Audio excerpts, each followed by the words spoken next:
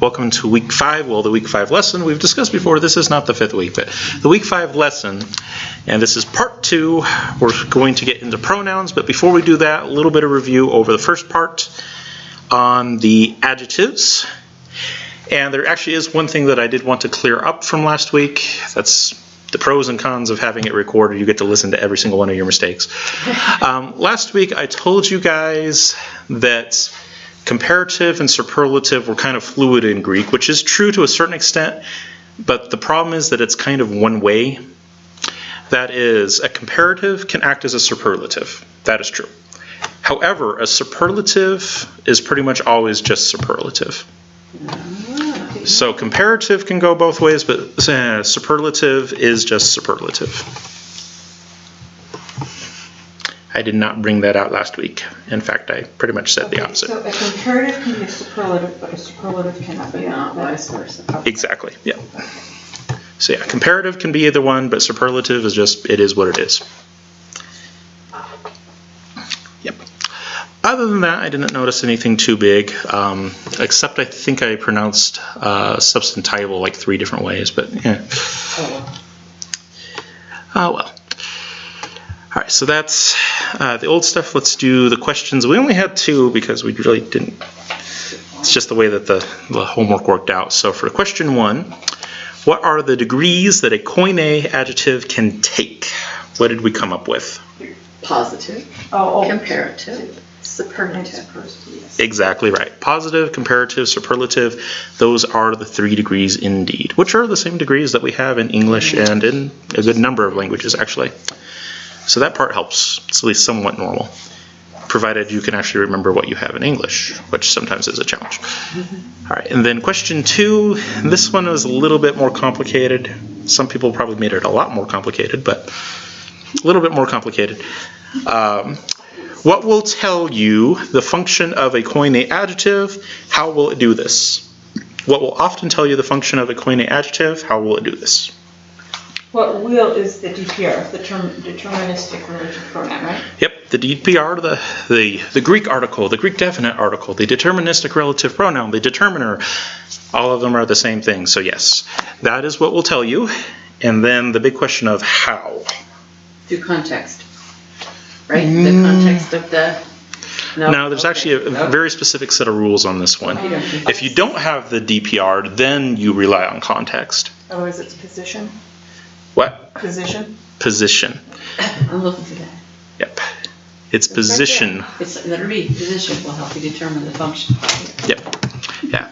It's position. Now, some people would go into this and they would basically list out all the different positions and basically copy that little chart that I gave you guys. And I saw that one. No, you didn't ask me that, so I didn't do it. Yeah, but that's basically what that one is talking about, is being able to use that positional chart to tell you how it's being used. Okay, and does anyone, just by any chance, happen to remember what the 3 functions were? Oh, no, I don't. The attributive, the superlative. Nope. No, That's not the function. Attributive is good. So you're talking like the adjective? Yeah, attributive. Attributive, the substantival, Yeah. or the predicate? Yep. Okay, that's what I was trying to say. Those are the 3, yep.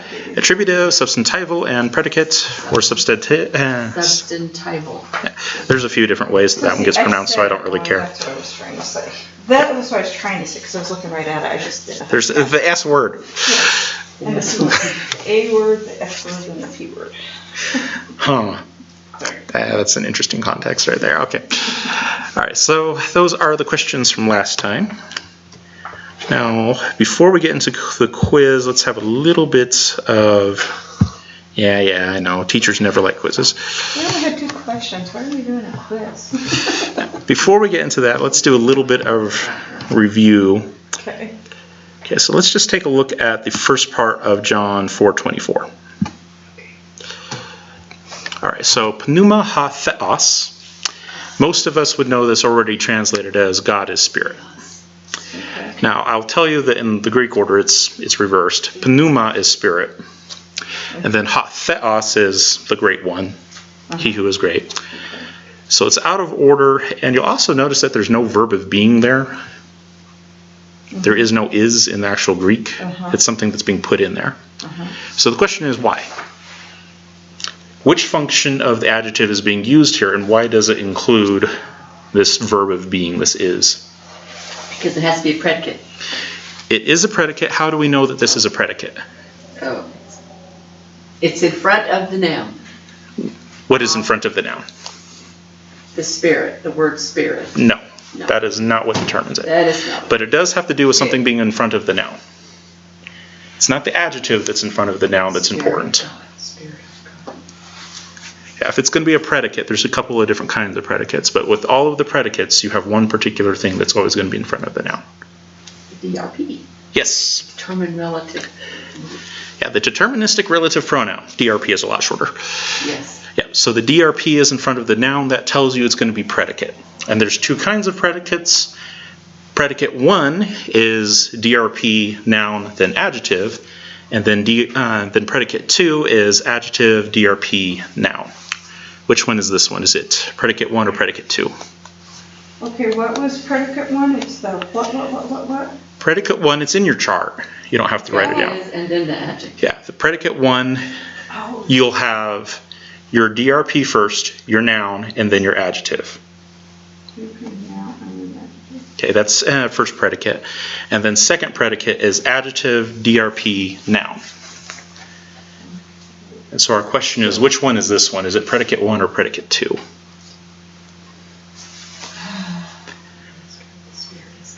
What does that say again? Spirit of God? The Spirit. It's pneuma, spirit, and then hatheos, he who is God. Spirit, he who is God. Or So that's predicate 1. No. no. It's predicate 2 because the adjective is out in front. Yeah, that's what I was going to say. Okay. Yep. Predicate 2, adjective is out in front. Okay, so this chart, so the first line would be F, the second line would be G, third line would be H, and the fourth line would be I. What are you talking about? Well, I don't. Right here, would this be what you describe as F? No, sorry, No, F. I got no. it. It's don't look at what comes below it. Let me see if I can bring it up in the slides here. All right, going back in time. Well, yeah, would line 1 be, Okay, so it is, I see it right here. in it, Function. under function, it'll tell you what it is. So don't look at the other stuff. It's right there in the chart. There we go, that's what my brain, Yeah. okay, so. Yeah. So what we have in John 4:24 is the fourth one, which is adjective, DRP, noun. So it's predicate 2. Okay, there we go. Okay. Yeah. Which, if you were to translate it formally, it'd be the adjective is whatever the noun is. However, you'll notice that in most Bible translations, they don't do that. They say God is spirit. They don't say spirit is God. Right. And the question is why? Because it's easier? Yeah, it's easier. A little bit more normal in English, it's true. Yeah, that's what I was going to say. It's because there's a lot of word flow that they use in English that isn't in Greek. Well, it's just like Spanish, too. They change the word order in a sentence. Spanish, yeah, it does do that. However, Spanish is usually a little bit more normal in that regular, I should say, and that it'll always be pretty much in the same place in Spanish. In Greek, it can switch around and all different kinds of things because you have both predicate 1 and predicate 2. The reason why most translators don't like to say spirit is God is simply because when they would say spirit is God, in English, spirit can be used as a noun, and if you said spirit is God, it would imply that spirit is being used as a noun there. It's not. It's being used as an adjective. And so in English, if you put spirit after the verb, it's more natural to understand as an adjective then. So to make sure that people recognize that it's being used as an adjective, they put it afterwards. Because they wouldn't recognize that otherwise. Is that basically? It's not as natural in English to understand it that way. Yeah, because spirit is normally not what we think of as an adjective. That's true. Yeah. But in Greek, it can be a noun and it can be an adjective, just like theos can be a noun and it can be an adjective. It's, the great one, or we could translate it as God. We can translate it as an adjective or as a noun. Same thing happens with spirit, and that's why it's out of order on this one. is because if you do Spirit is God, people are going to think of Spirit as a noun instead of an adjective. And in this context, it is an adjective. It is an adjective, yeah. It is a predicate adjective. All right, fun stuff, kind of, sort of. All right, so go ahead and grab a piece of paper, and we will do our quiz questions, and they will be based basically on that process of, use this chart here, you go through and you find out the order, and you translate it accordingly, basically. He makes it sound so easy. It's just a chart. I got my chart. Oh my gosh. All right, so here is your quiz.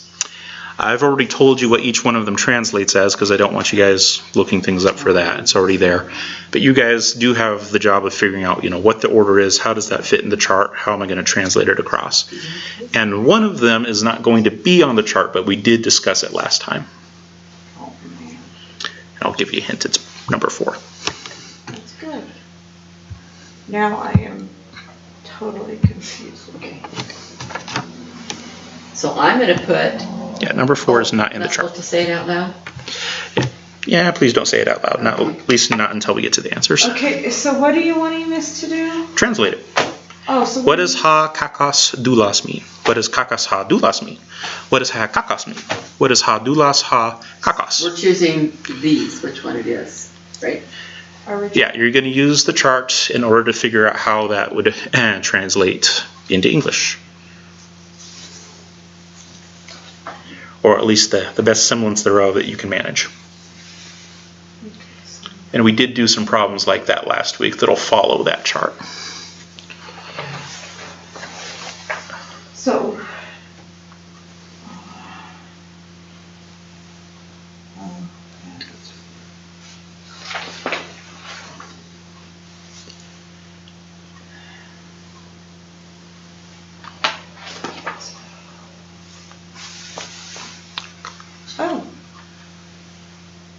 well, okay.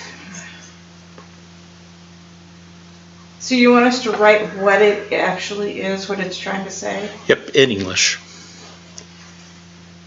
And where It do we already go says to it in find, where do we go to find that? I already gave you the basic translations. You need to know what you know about, need to use what you know about adjectives to go from there. So the basic meanings are all there. I told you this is the DRP, this one means morally inferior, this one means bondman.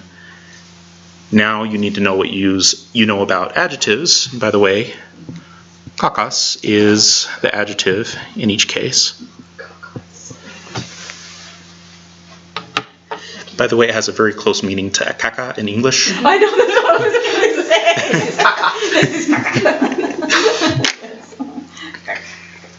Yeah. You need to know what you know, use what you know about adjectives to fill it, to flesh it out. Sometimes I can get the answer right, but I don't know how I did it.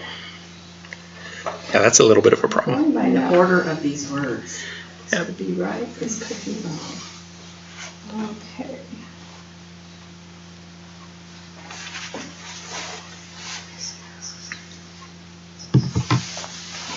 Oh, yeah, I remember But that. I'm just leaving them in their order. Some of them you can leave in the order. But some you can't. Some of them you can't, and then there's some of them that you have to remember to put a verb of being in there because Yes. it's being used as a predicate. So it's translate the following clues discussed. Okay, so, okay.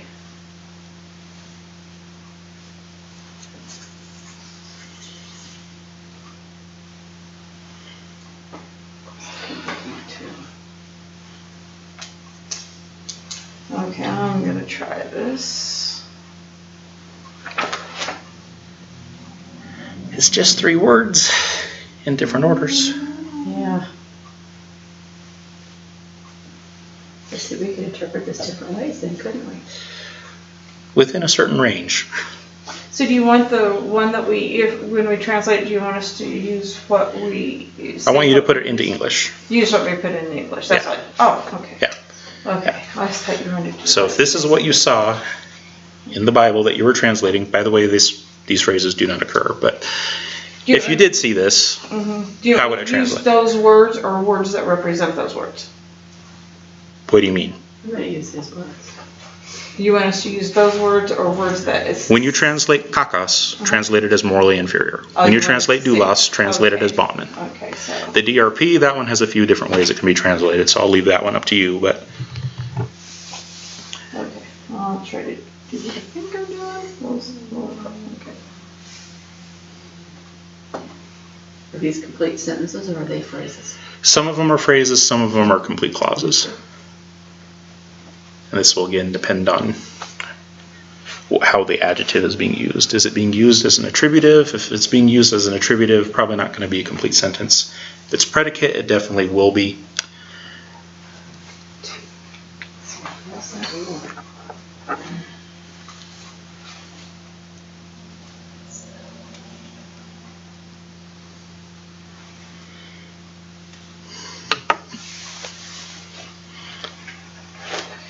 Don't worry necessarily about good English style. It's mostly at this point making sure that you have it in the right order and that you have the auxiliary helping verb is if you need it or not. Just is. Yeah, all of these are going to be is. They're all nominative present tense, so.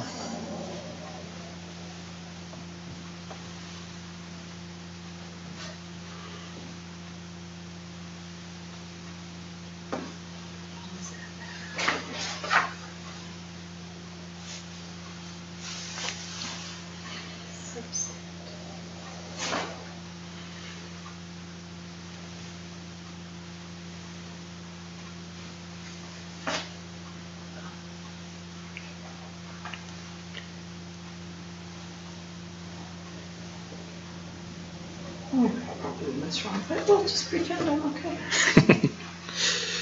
Just keep swimming, just keep swimming. What do? We swim, swim, swim. Disney gets a very free plug.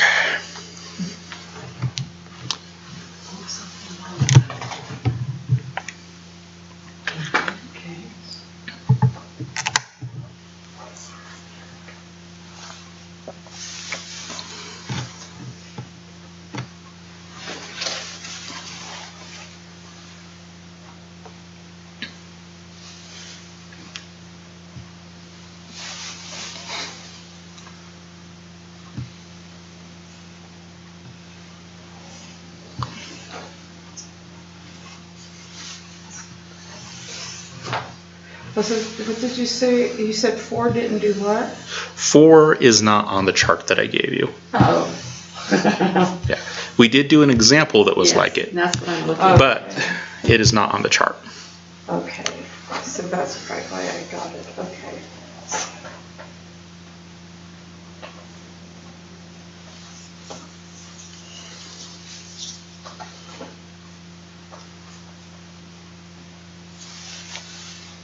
Okay, oh, 5.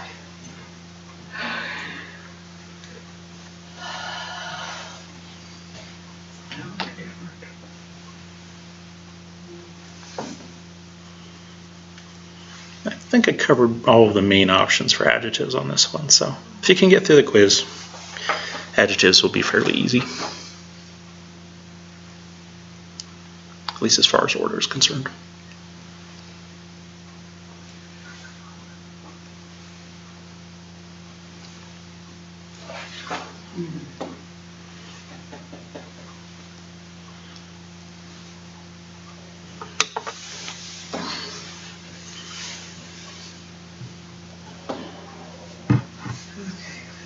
Well, this one isn't getting me here. Yeah.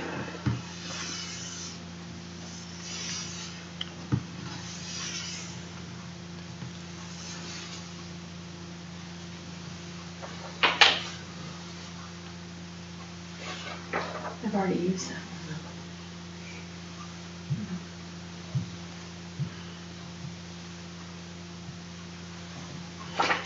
You should have the 4 from the chart and then 1 extra. What I want to do with number 5, I've already used up on one of the others. Is that, I mean, the order of my words. The order on the word shouldn't be the same. Okay. However, number 5 does have something in common with one of the other ones.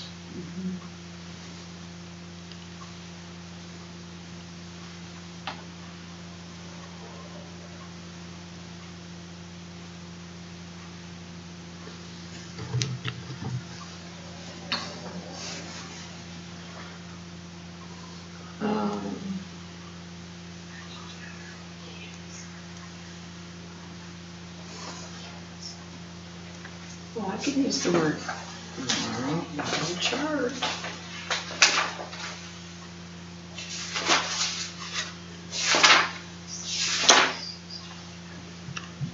Yeah, I can use that.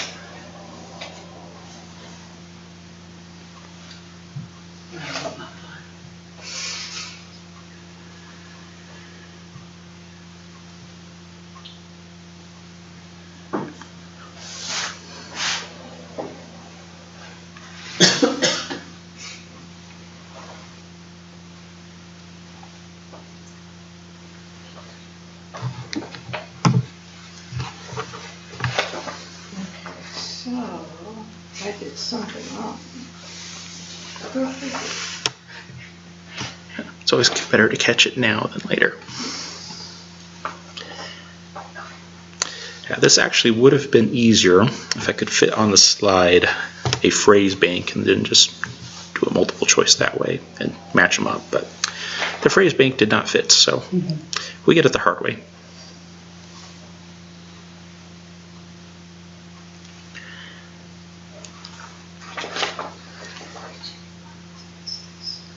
Can I make a question out of the bonus?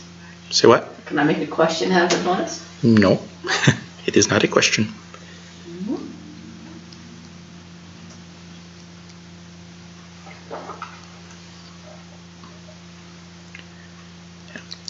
And if in doubt, try to keep the Greek order as much as you can when you translate it into English.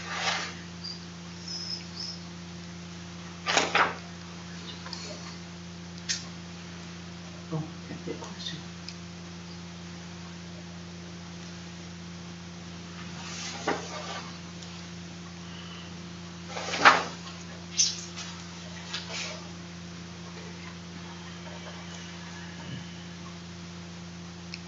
Okay, so before you said we did have an example of that. You have an example of it. Well, actually, you have a few examples of it, but you won't notice it most of the places. You have at least one solid example. Where? In the last time stuff somewhere. Yeah, it should be after the chart. Okay. But it's not one of those 4 main categories. It's not one of the 4 main categories. That is very true. But we have an example of it. Yep, it's one of the examples I gave you right after I gave you that chart.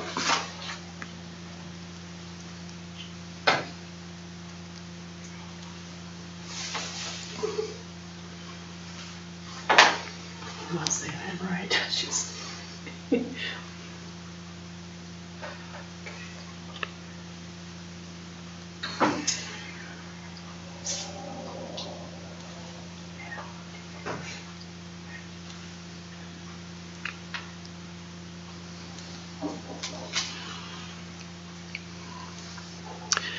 And yes, online people, there's certainly more steam here. The further you get into translation, either it's going to be one or the other. Some of the translations you look at, it's like, I know this one, I've seen it 1,000 times, and then there's other ones you look at, it's just like, well, it's saying something. Okay.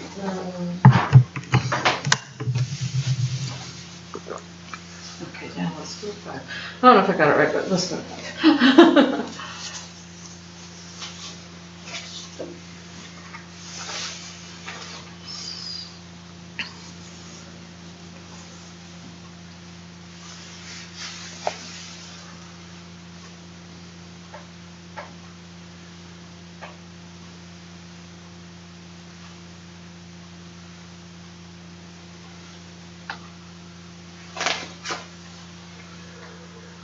Yep, definitely envy the online people. They can pause this for as long as they want.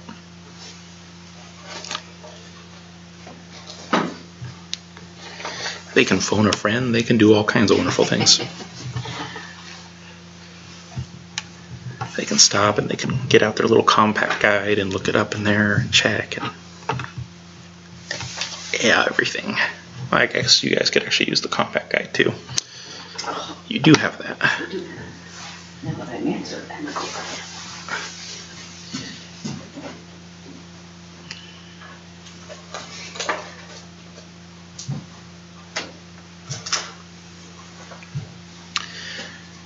me see if I can find the page that is on.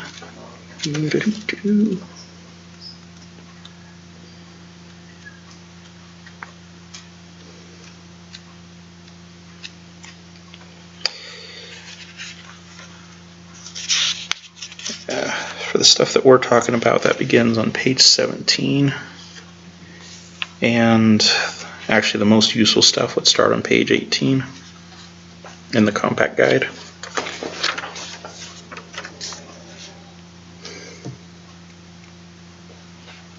Okay, so I'm having problems with two.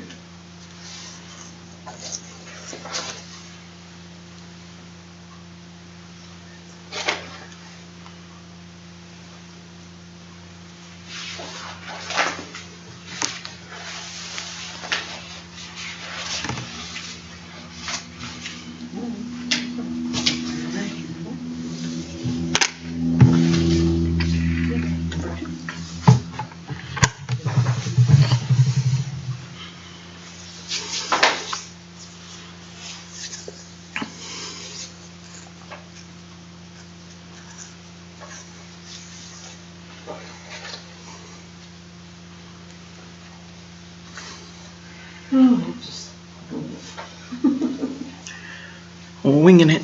We didn't have to be correct. We had to try. Well, being correct does help. Sure it does. However, as we've said before, it's not like the State Department of Education is going to care a whole lot about what we do here. Still, figuratively somewhat close.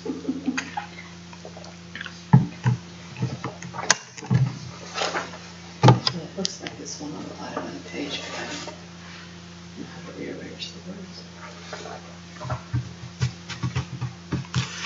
And then there's one that mounts, puts in a category which it technically isn't, but Okay, I've He's got weird one that written way. down, but I know I bombed it. fatalism. Positive attitude. Yay! Okay, I'm done. You're done? No, I bombed. And I'm we're done too. okay. Let's go ahead and see how we did then. So, Tell us the answer now so we can see how we did. all right. So, quiz 2, no multiple choice this time because the phrase bank didn't fit. Yeah. All right. So, our first phrase or clause was ha, kakas, doulas. And what did you guys come up with for that? Oh, go ahead. I was gonna say morally inferior bondman.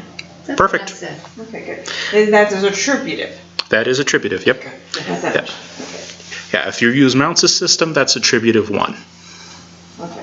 I just used your little chart. I used your chart too. Yep. Okay. So yeah, the morally inferior bondman is a perfectly valid translation of that one. Just fine with that. Perfect. Number 2, kakas ha doulas. We'll start out with categorizing it first. Would you guys say that it's attributive, substantival, or predicate? I said predicate. 2. I said predicate 2. It is predicate 2. Fantastic. So how would we translate it? The bondman is morally inferior. Did I do that wrong? That's what I said too. That's not predicate 2. Okay, that's not You predicate. have the adjective out in front. I've got predicate 2. I know. Yeah. So, The predicate 2 has the adjective out in front, so just leave it there. Morally inferior is the bondman. oh, Yep. okay, so it's morally inferior is the bond. Okay. Yep. Yeah, the only time when we change the order on predicate 2 is if you have something that could be confused for a noun. Like I showed you with John 4:24, God is spirit. Technically in the Greek, the spirit is first, but that would be confusing in English, and so we change the order on that. But if they're not going to get confused in whether it's an adjective or a noun, just leave it in the order that it's in. Makes it easier to follow. Okay, so, let me get my brain activated. So with predicate 2, the basic form of predicate 2, you can leave it that way. Mm-hmm. Yeah. The only time that you would change it is if it's going to cause confusion in English. Okay. And that phrase wouldn't be. It would be awkward in English, but it's not going to confuse anyone. Yes, that's why I changed it, I Yeah. think. Yeah, and that's why I said don't worry about stylistics at this point in translation. See, that's what I should have remembered. Yeah. Yeah. Yeah. Don't worry about stylistics. All right. Stylistic, that's it. Yeah, so morally inferior is the bondman. Perfectly valid way to translate this. Morally inferior is definitely an adjectival phrase. People aren't going to get confused with that. Just leave it as is. Okay. All right, number 3, ha kakos. Was this one attributive, substantival, or predicate? I called it substantival. Yep. It is, because we are missing the noun. Yes. There is nothing there. You have to add that. You have to put something in to hold its place. So what did you guys come up with? The Morally inferior one. Exactly. Yeah, when you have a DRP elevation like that, where it's being raised to basically a full noun, putting in the pronoun one is a useful way to replace that noun. That is called a pronoun one. What? You said to put in a pronoun one. The pronoun one. Oh, okay. One is a pronoun in this case. Okay, there you go. It's standing in for a I noun. don't remember that. I've got add a generic noun on my example. So one is generic. So yeah, the morally inferior one is perfectly appropriate. Now, if there was more context and you could tell exactly what was being talked about, you might want to put in that noun. But it's usually a lot more honest in translation to say that there isn't something specific here, so you put in something generic. That's the way I would do it. A lot of traditional translators would do it. However, if you want something that's going to be really nifty and sell well, you break that rule, but I wouldn't suggest that. All right, number 4 was the one that is not on the chart, but there was an example that was like it. So we have ha doulos, ha kakos. This one's weird because you have the DRP in front of the noun and it's also in front of the adjective. Normally where the DRP is what tells if it's attributive or substantival or predicate, but in this case it doesn't help because it's on both of them. Yeah. So what did you guys come up with for this? Well, it's this one you've called predicate subject attributed to. Yeah, this one you have a predicate, ha doulos. You have the DRP in front of the noun. You have ha kakos, but there's no noun following it, and so that's substantival. And when you have that together, grammatically it's usually considered the second attributive or attributive to. And then Mounts, he cheats on this one. He treats it as attributive 1, and if you did that, I won't be overly upset or anything because Mounts does do it. It's not formally how it should be translated, but Okay. it is permissible. So I don't see where you got that Letter I. example. Letter I. Oh, right here? Yes. Okay. You have the DRP in 2 places. Okay. It could be translated 2 different ways. Well, it could actually be translated 3 different ways. 2 that are fairly formal, Okay. and then there's Mounts' way, which is very informal, but it's permissible. Okay. It usually doesn't greatly affect the meaning. I must have done the second one. I did Because I said the second one, bondman too. who is morally inferior. Yeah. The bondman who is morally inferior is acceptable, and frankly, it's the way that I would do it. Okay, so what is it called? Because you got predicate 1, predicate 2. This is predicate what? It's the second attributive is what it formally is called. It's just the second. Yeah, it's a predicate and a substantival put together, and that forms predicate 2. Attributive 2. That's the attributive 2. Yes. Attributive number 2. Attributive number 1 is up at top. Ha kakos doulos would be attributive 1. And then this one is attributive 2. Okay. I think that's what I was getting confused on. Okay, so I might have. Okay, so I translated it right. I just didn't know what it was called. Yeah. So how is it that you translated it? The bondman who is morally inferior. Yeah, that works. And if you wanted to be really formal, like Wallace, what would you have said? The bondman, the immorally inferior one. Yes. The bondman, the morally inferior one, would be the most formal translation of that one. Okay. Because you have a predicate, substantival, you need to fill in something to take that noun place, and so you'd have 1 there. So the bondman, the morally inferior one, usually set off somehow with dashes. Sometimes you can do it with commas. But that would be the most formal. So I'm bombed on 5 then. Yeah, I didn't label it anything. I don't know what to label it. All right, and then number 5, we have the DRP in front of the noun. So is that going to be attributive, substantival, or predicate? This is, let me see. They're all in. DRP, noun, adjective, that's predicate 1. That is predicate 1. You are correct. Okay. And when you have predicates, you have to remember to put in the word is, or some form of it that would be contextually appropriate. But you have to put in some kind of form of the word is in there. So He is. now, He is the bondman? No? No. I know what it is, I'm writing it down. With the DRP, you could just say the in this one, just like we've done the whole way through. All right, I was trying to make it different. So the bondman is morally inferior. Correct. The bondman is morally inferior would be a correct translation. Now, a lot of times, a lot of translators will take 5 and 2, and a lot of times they'll translate them exactly the same. And a lot of it has to do with English. They don't want to get people getting confused, and especially with adjectives that can, or things that in English would normally be a noun that's being treated as an adjective. So a lot of times those will get translated exactly the same way. But for what we're doing, we want to carry it across as exactly as possible, be as formal and as literalistic in our translation as we can to start So with. which of those is, it's labeled as predicate 2 then? Number 2 is predicate 2. Right. Number 5 is predicate 1. Okay. Yeah, so we'd have morally inferior is the bondman for number 2, and then number 5 is the bondman is morally inferior, which would be the more natural English order, but we're not worried about what's natural in the English right now. We're not worried about stylistics. We're just interested in what the Greek means and being formal with that. Yeah, good Greek is not good English. Okay, so that's where I got messed up, because I got both of those wrong, but I got them right after we started talking. So, okay. Well, I just have to- Mm-hmm. All right, so how are we feeling about this? Questions? Yeah, because number 2, originally I put down the bondman is morally inferior, but you said it was okay to keep it the other way, because it doesn't matter, because it's still understandable. Yeah, it's not going to greatly affect the meaning, but that's not what we're really going for right now. Yeah. What we're going for right now is keeping it as close to the English, if not the English, but the Greek as possible. Okay. And that's always the balance when in translation, is being, formally Greek versus stylistically appropriate in English. And those two are always going to be in conflict with one another. So, okay.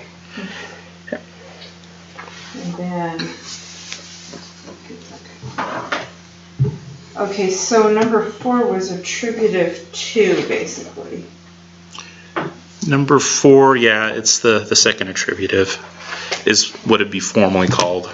Yeah. It's actually 2 different things put together, It isn't but in the chart. Yeah. it's not in the chart. The reason why it's not in the chart is because it's 2 different things put together. And what were the 2 things that was put together?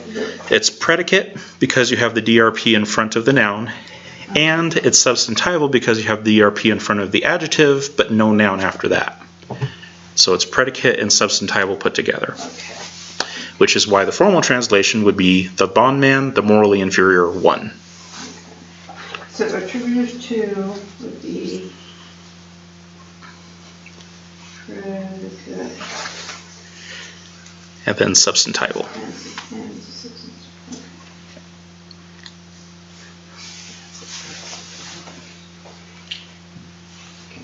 Okay.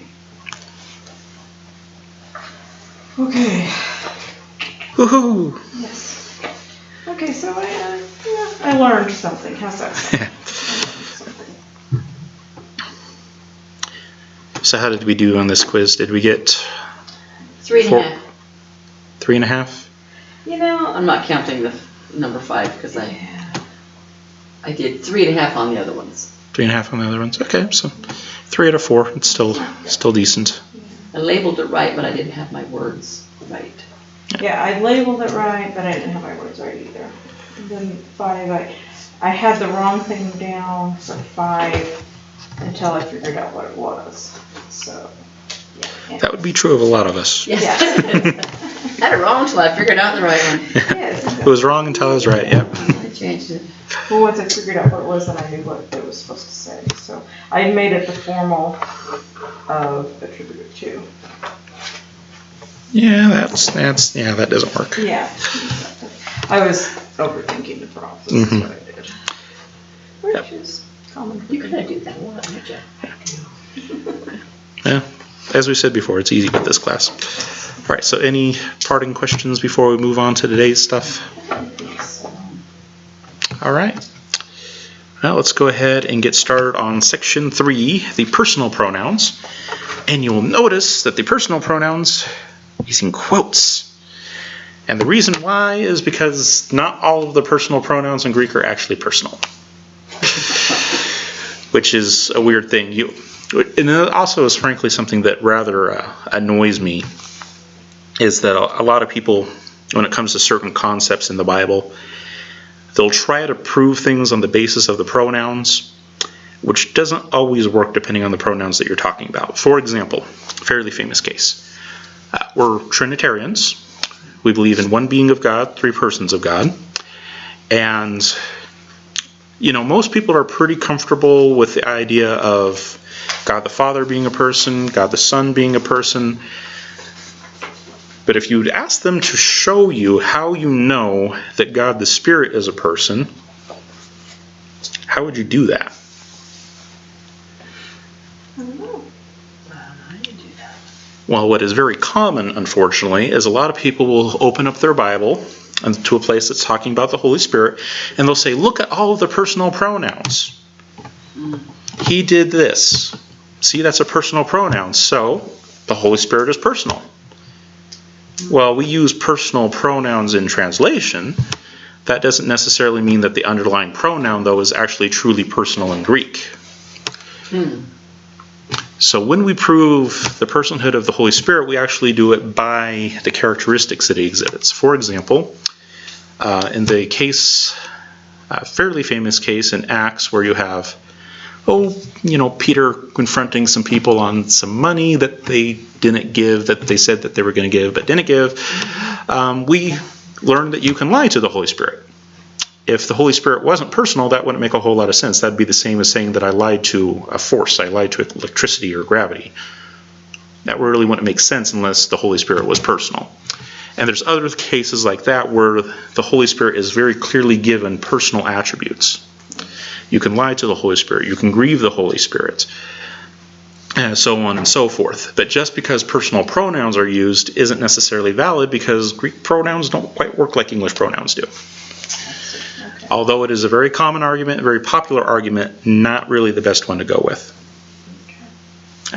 Because, how the pronouns get translated across into English hardly ever matches up perfectly. So when you're doing that, you need to find something a little more substantial to try to prove that. You need to focus on the attributes that a person has, not the pronouns that a person has. Because God the Son, for example, in some cases, is when he's talked about as being the Word, he's given pronouns that could be translated basically as it the Word. But that doesn't mean that the Word isn't personal. That means that we're talking about what the Word is, not who the Word is at that particular point. But But it's very common for people to open up their English translation and says, well, it says he, therefore. Not good logic. Well, this is early. Yes. Okay. All right, so with that caveat, let's go ahead and move into personal pronouns. First point. Personal pronouns fall into 3 categories. First person. First person is when you're talking with someone and you're referring to yourself. So if you're talking about a skiing trip, the example is I went skiing. I am the first person in the conversation relative to myself, which would be really hard not to be. But it's basically relative to the conversation you're in. I'm talking about myself, that's first person. If you're talking about the other person in the conversation who's with you, that's second person, you. Okay, so I went skiing, you went skiing. The other person in the conversation is second person. And then finally, third person is someone who's not in the conversation. We're in this conversation and we're talking about someone else.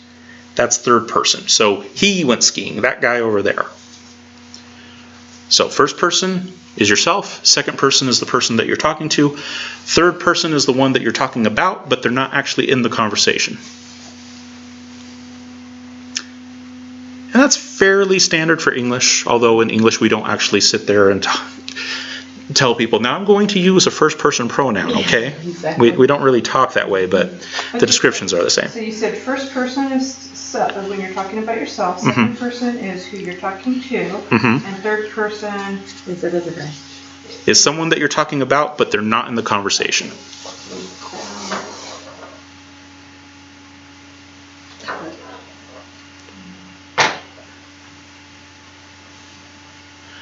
All right, so just so that we have some idea of examples here, what are some other first person pronouns other than I? Me. Me. What's another one? My. My. Yep. I, me, my are the main first person pronouns that we have in English. Second person pronouns. Can we think of other second person pronouns other than you? English is a little limited in that way. There is one more, but She. no, that's not second person. She. I was thinking that, and I was like, no, that's third. Think of the analog of my, Me, my, but second person. My, so, Your. so, your, yep. So you and your. Yeah. And in English, that's pretty much what we're limited to for second person pronouns. We don't have a whole lot of second person pronouns. What about some other third person pronouns? And there's actually quite a few of these. Yeah. They, them. They, them. Those are good. What are some others? Like him, Him, she. she, She fits in that. her, his, hers. Theirs. Is that where the theirs come in? Yeah, theirs could be in that. Yep, there. Yeah, those would all be third person pronouns. Yeah, so those are some ideas for us.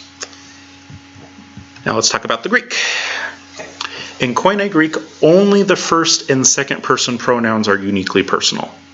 But they have no gender, which is actually the same thing as in English. If I say I can be used by a male, I can be used by a female. It doesn't have gender. And when you say you can be talking to you, the man, or you, the woman. It doesn't have a gender. Okay. In Koine Greek, it's only the first and second person pronouns that are uniquely personal. The third person pronoun, we'll talk about it, but it doesn't have, it's not uniquely personal. It can actually do some other things as well. And the first person pronoun is ego. Ego. Kind of like Lego, my ego. Ego. And if you did it in a more modern Greek pronunciation system, it'd be ego. You talk about people's ego being inflated, their selves being inflated. That's where that comes from. So ego, or if you do modern Greek, it's ego. And then the second person pronoun I love, sue. I get to sue everybody. Yeah. But yeah, that's the second person pronoun. So ego and sue. Ego and sue. They are uniquely personal, but they have no gender.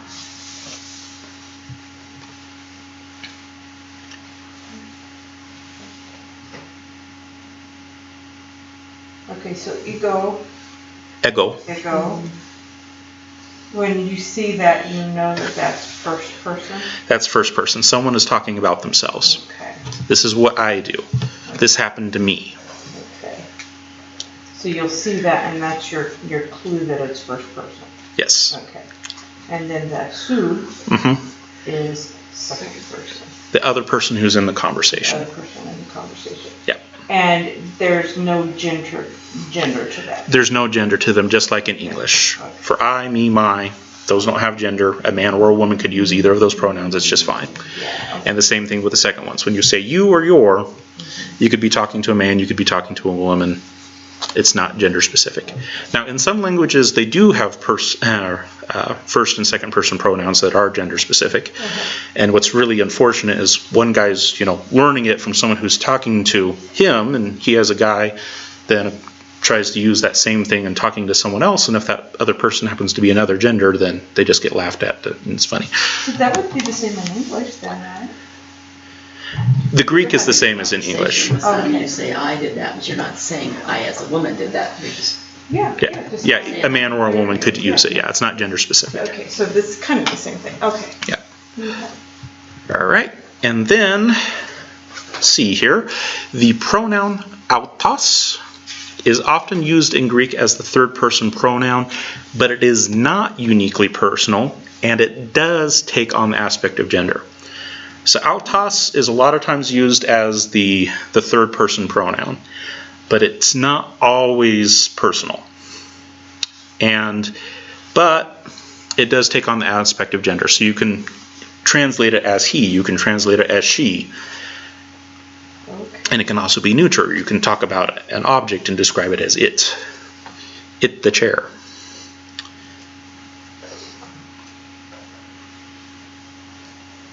So the first two pronouns, ego, su, they are truly personal. They have no gender. They're not specific as to who can say them.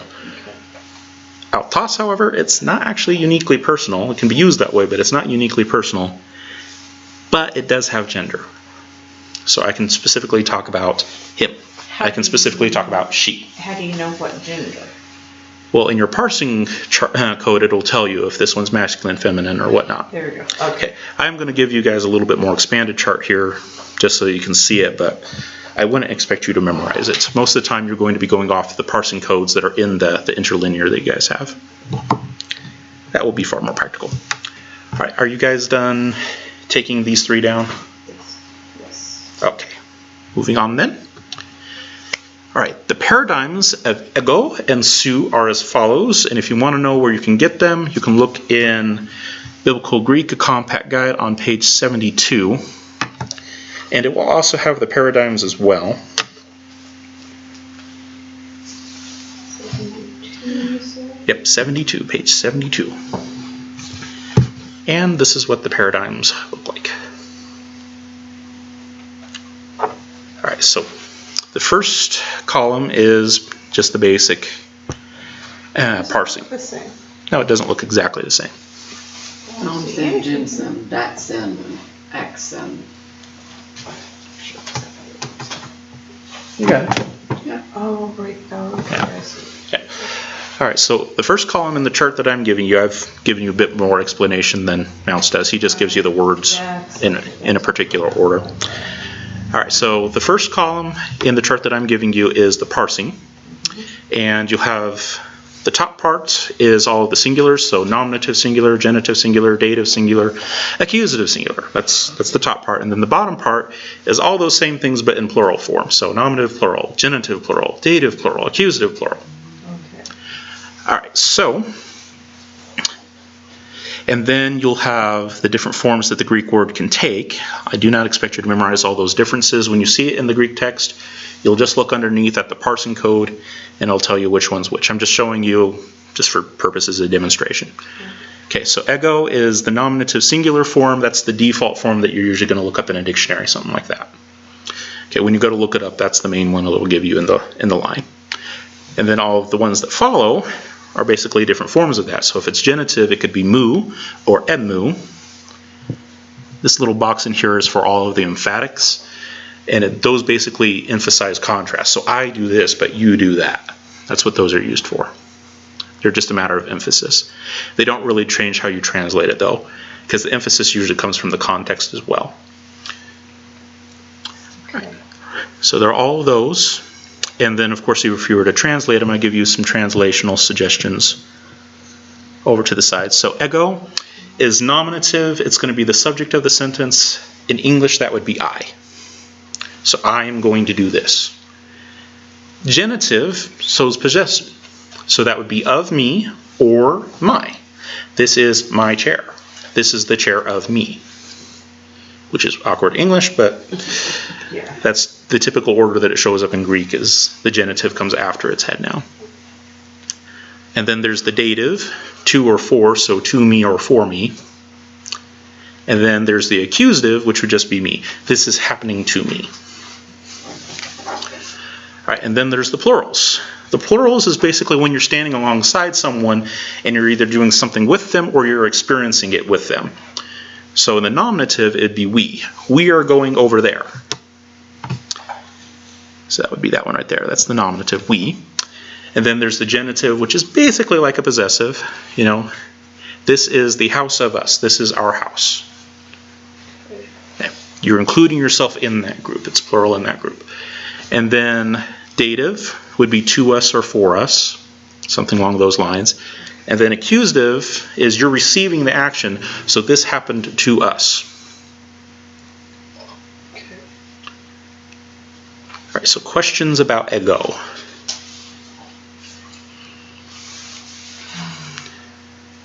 Okay. I think I got it. Okay. Remember, you don't have to memorize all the different Greek forms. Okay. In the parsing code, it'll tell you this is nominative singular. This is genitive singular. You'll know how to translate it, basically. Yeah. Okay. Yeah. What you need to know is this part, which the parsing code will give you, and then you need to know this part. Okay, there we go. Good deal. We got it. Okay. So the parsing code will be given to you. From that, you figure out, am I going to use the word my here? Is it going to be us here? Okay. Etc. Etc. Get it now. Okay, I got it. All right, and then Sue, very similar cases. Second person, right? The second, yeah, this is second person, so this is the person that you're talking to. And in the plural form, it's the people that you're talking to. All right, so nominative, I'm talking to you, you should go and do this. And then there's the genitive. Of you or your shows possession, so this is your chair, this is the chair of you. Talking to the other person. Dative, to or for you. And then accusative. In English, we cannot differentiate the accusative and the nominative, unfortunately, so they both come out as you. So you should go and do this as nominative. This is happening to you as accusative, but we can't differentiate in English. It's both you. English is not specific that way, however, Greek is. So we just know that it's... Yeah, that's a subtlety that cannot be translated. Okay. However, in English, we usually can tell the difference just because of word placement. If it's in front of the verb, it's the subject, that's the nominative. If it's after the verb, that is the predicate, that is the accusative. Okay. So we'll do it with word order. They actually do it with word form. Ah. And of course, there are still the emphatics there that emphasize contrast, but that'll still come out in the context, so you don't need to worry about it that much. And then in the plural form, in translation, especially when you're starting out, I would suggest that you add the word all. Just so you can differentiate between singular and plural. In English, we don't do that.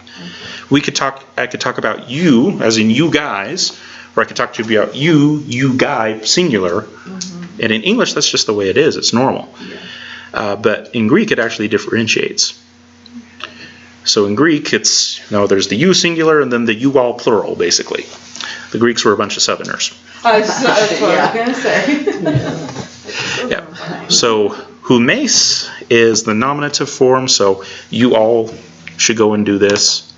Humon is the genitive form, so of you all, which would kind of be your, but that's not distinctly plural, so of you all. So the house of you all. Humin, which is not human. Humin is the dative, to you all, for you all, something along those lines. And then humas is the accusative form. This is happening to you all. So where you have two, it can also be four in all of those, right? Yeah, 2 or 4. Yeah. 2, 4. Well, dative is the kind of the catch-all case. It can also be prepositional, just kind of in general. It can be in, on, with, whole lots of other things. Dative is just kind of a catch-all. But the normal way that you think of it is 2. Just kind of the default one. Okay, so 2 is the default. Yeah, 2 is the default. Okay. Alright, so those are the paradigms. The main reason why I have them in there is just so that you have different ideas of how this would be translated in each case. So if the parsing code says that it's nominative singular and it's some form of ego, you translate it as I. If the parsing code says that it's dative plural and it's some form of su, you translate it as to you all. So that's why I gave you the chart. Okay. Alright, so questions about that? Okay, say what you just said again.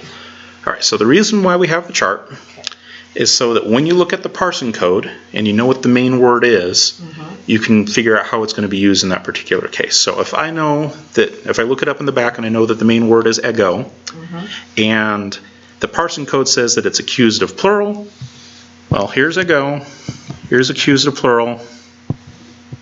We know it's us. We know it's us. Okay, got it. Yep. There we go. Do you need to memorize all the Greek stuff in the middle here? No. No, you don't. Okay. You don't have to have that. You can if you want to, but that would be a lot of memorization. You have the parsing codes. I suggest that you stick with that. All right.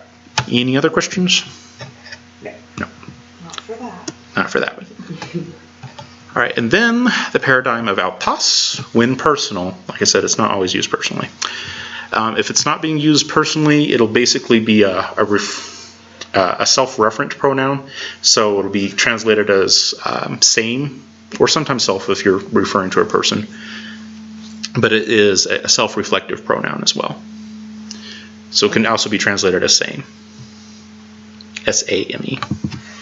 But don't worry about that too much. Okay, good. 'Cause I was like, give me an example. So this one would be in the Biblical Greek Compact Guide on page... Stupid thing.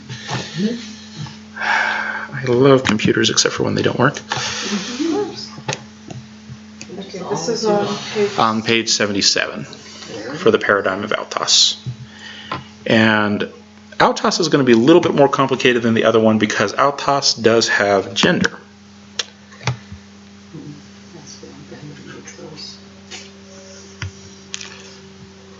Alright, so as we did before, we have the normal parsing, and it's broken up into the top and bottom blocks. The top block is for all the singulars, so nominative singular, genitive singular, dative singular, all that. Bottom block is still all the plurals, so nominative plural, genitive plural, dative plural, all of that. But now we have 3 extra columns for gender. So we'll have all the masculine forms, all the feminine forms, all the neuter forms. So when it's being used as a personal pronoun and it's masculine, we're talking about he or him or his.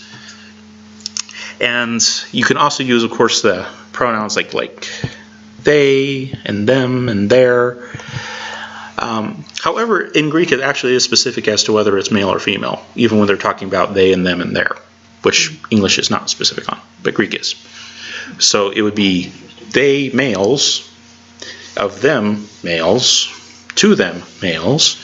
It can actually differentiate that. In English we can't. Our pronouns are rather lazy. Yeah. Okay, so say that again. Where are you? Okay, they, their, them, and okay. Yeah. So. Those are in the masculine column, which means that they're actually still referring to men. In English, if we say they, we don't know if it's male or female or perhaps mixed, right? In Greek, you can actually tell. This is talking about males as a group. This is talking about females as a group. By using this chart, basically. Well, you would use the charts. Greeks would not, but they would just know based on the pronouns. It's a variation. There we go. Yeah, autoi, auton, autois, autus, those are all plural forms. That's kind of like in Spanish. You've got esposo, esposa, niño, niña. Yes. It's gender specific as for all of them. Yes. Okay, now I'm seeing what you're saying. Okay. And then the same thing goes with the feminine form. Singular works pretty close to English, you know, she, of her, hers, to her, her. That's pretty normal how we would do it in English. In the plural form, when we translate it a lot of times, we'll leave it with the generic they, them, their, them, all that kind of stuff. But the Greek is actually specific in saying this is actually female. It's hard to translate it because in English it's just not a concept that we have for plural. But in Greek it actually is a thing. So autai is plural feminine. Autais is plural feminine. Autas is plural feminine. Yeah, we know in each of those cases it's talking about something that's feminine. And then of course there's the neuter ones, which would be it, basically.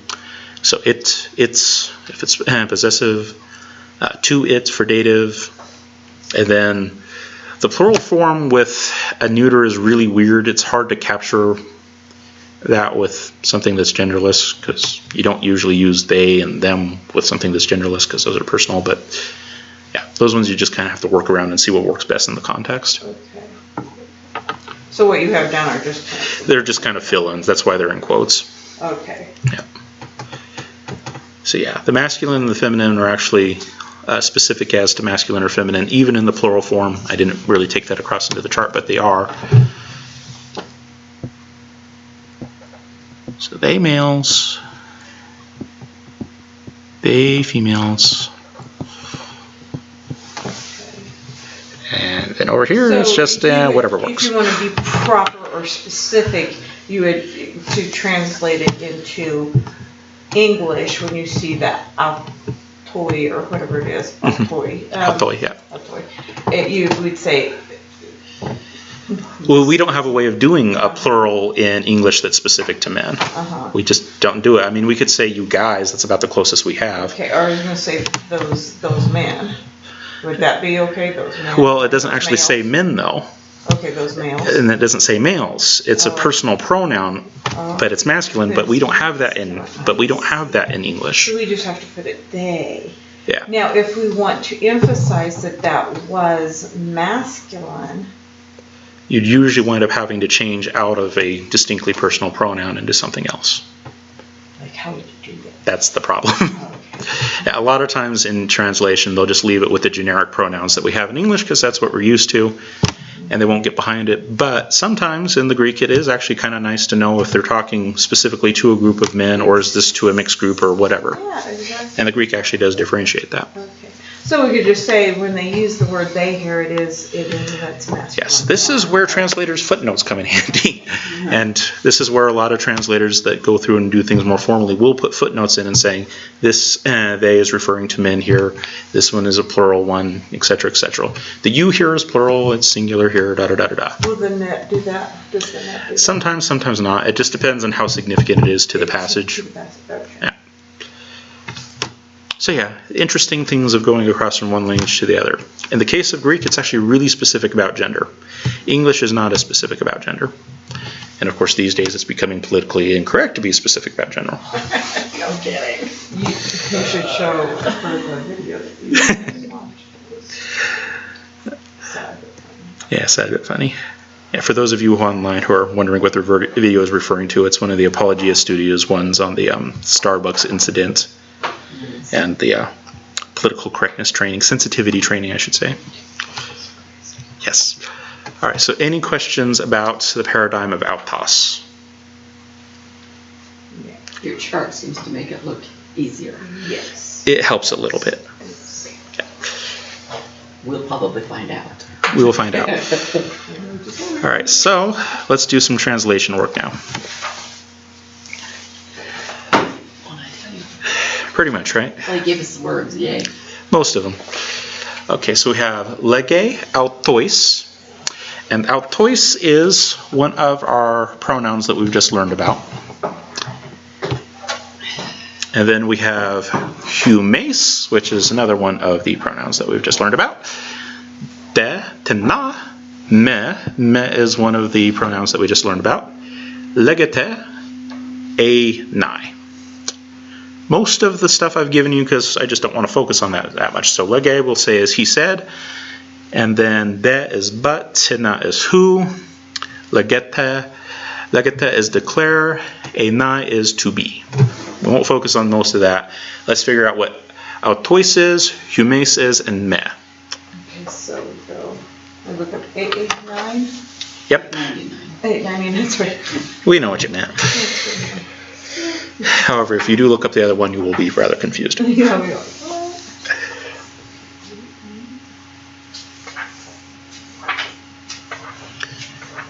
And what we're going to be trying to do is figure out which pronouns are these. Is this first person pronoun, second person pronoun, or third person pronoun? That's the main task that we have before us to start off with. Okay, so what do we... Okay, so I looked up 899, so what do I do from there? Try to figure out what kind of pronoun it is. Is it first person, second person, or third person? Oh, just by what it gives. By what it gives there, what would you say? Okay. First person. Okay, first person is I, me, or my. Is I, me, or my one of the translations in there? So. Yeah, that's not I, me. Okay. Oh, so you don't want. Oh, so you want. Yeah, ignore things that say self or same. Huh? Ignore things that say self or same, because Greek is weird that way. Third person. Oh, it says that it is third person. Used also in the oblique cases independently as a personal pronoun of a third person. It's third person. It is third person. That is right. Okay. So write down third person. I just pencil it off to the side just so that you can remember. This is one of the third person ones.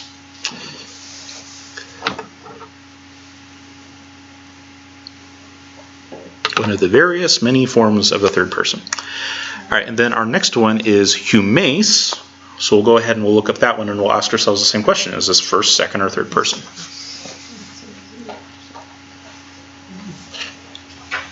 Wow, end of the book. I know. So, okay. Ah, Boy, there he is. Okay. it's, Oh, plural. yeah, it takes us a second.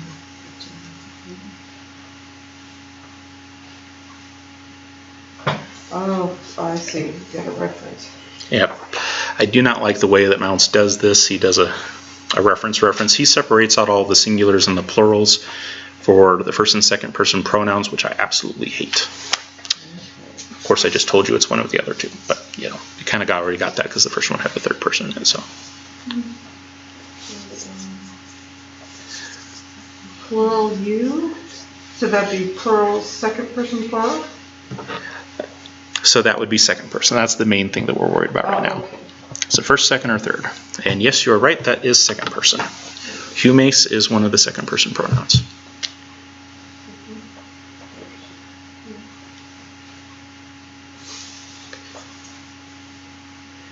Okay. And then last but not least, me. Is it first, second, or third? Now, by process of elimination, you probably already have a pretty good idea of which one it is, but Let's look at it. So look it up just so you can be familiar with it. And by the way, I'm not sure that you would want to, but if you did memorize the parsing codes, you know that every time you see 899, it's third person. Every time you see 7007, it's second person. Every time you see 1609, it's first person. Well, except with the third person one, like I said, third person isn't always personal, but it always references the same word, though. Okay, so third person isn't always personal. Mm-hmm. But it's always going to be the same entry at the back of the book, though. If you know what that entry is, you got it. Okay, so there we go. Okay, so 899 always refers to the same word in the back of the book, right? 7007 always refers to the same word in the back of the book. So it might not always be personal, but it's always going to be the same reference. Okay.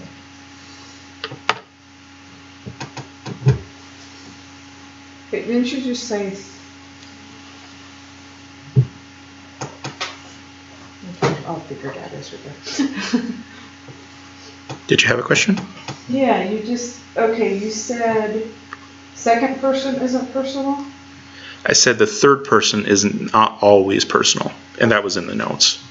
Yes, but then you referenced 707. 7007, saying that if you know what that is when you look it up, it's always going to be the same thing. 7007 is still the same entry at the back of the book. So if you see it somewhere in the Greek text and you see 7007, you know what it's going to reference. You know, because you've looked it up before, that it's a second person pronoun. Second person. Oh, so it had nothing to do with your third person. No. Okay, I see. I thought you were trying to tie the two in together. Now, I'm just saying that these numbers always refer to the same thing in the back of the book. You'll see them pretty often. You'll get used to seeing them. Whenever I see 899, if it's being used personally, I know it's third person. 7007, if it's being used personally, which in that case it always will be, I know it's always second person. I see. How do you know if it's being used personally or not? That will depend on the context. First and second person pronouns are always personal. Third person is the odd man out, and that one's going to depend on context. Okay, there we go. Okay, so now what do we do? Well, we still haven't figured out what met is yet. This is first, second, or third person. That's first person. It's first person, yeah. Okay, so we already have if it's first, second, or third person. And now we're going to use the parsing codes to give us the rest of the details here. So for the first one, for autois, its parsing code is RDPM3. Okay. Get out the chart. Yep. And what are we going to try to figure out now? We're going to use that parsing code to figure out whatever information from that we can. So R.D.PM.3. What does that mean? Okay, R is R just tells pronouns. Yep. Okay, so we already knew that by looking at the lexical code, so there's not a whole lot of new information there, but it is a pronoun. D tells if it's dative, so 2 or 4. Yeah, so 2 or 4, correct. P is plural. Plural, so we know it's talking about more than one. M is masculine. M is masculine. And then the 3 at the end tells us what we already knew by looking up the parsing code, right? Person. Third person. So that's when we could actually kind of cheat a little bit, because it tells us that it's third person right in the parsing code. So it's a pronoun, Mm-hmm. and it's dative, which would be true or four. Yep. Plural. Masculine. And it's third person. So in the chart that I just gave you guys, Okay. we are going to look up those conditions. So this is already pronouns, we don't have to worry about that. But it said that it was dative and plural, right? Uh-huh. And then we know that it's third person. That's actually what's more important, third person. Okay. So is third person going to be ego, su, or autos? Altos. It's going to be autos, correct. All right, so in autos, because that's the third person. Okay, so we're on the bottom one. Okay, yes. Okay, so we're in autos, and in the parsing code we looked at it, it was D and then P, so that's dative plural. So that's this line right here, right? And then after dative and plural, it told us what? Masculine. So that's right here. So those intersect right here, correct? So how would we translate that? To them. To them. He said to them. He said to them. And do we know the gender of the people that he's talking to? Well, it would be males. It would be males. Masculine. So we know that it means to them, and that should be an E. And we specifically know that this is talking about males. Now that may or may not be important, and it's hard to translate that into English, but we know specifically that this is to males. So I don't have to listen to this part, right? No. Yes, we do. We need to know what things said to them so we can remind them. Yes. That's right. Oh, where is Mac to help me balance this out? That's right. Oh, Mac, where are you? Represent, man, represent. Okay. All right, so we've translated the first pronoun there. The next one that we have is humace, and we have its parsing code. The R tells us that it's a pronoun already. We already knew that, though. And then we have NP. What does NP mean? No. Neuter. Neuter and Plural. neuter and plural. Good. And then the 2, Second person. but we already figured that out. Yeah. But yeah, it tells us. All right, and then so now we have to figure out, okay, which one of our personal pronouns is that going to be? Is that going to be ego, su, or autos? It's going to be neuter plural. No, that's not what we're asking. Okay, now put it. We have 3 main pronouns that we're dealing with, and we need to look at the charts to figure out what this is going to mean, right? And we basically have 2 charts. One of them has ego and su on it. The other one is autos. I need to know which chart I'm looking at. This is Maybe second this bottom person. one. It'd be It's second. neutral. It'd be second person. Okay, so which one is that? Is that ego, su, or autos? That's Altos. Ego? Sue. Su. Su is second person. Sue is second person. Oh. So we go. Let me to write this down again. Okay, so we go up to Su. This one is the one that's second person. And in the parsing code, you said that it was NP, right? Mm-hmm. Okay, so the N stands for what?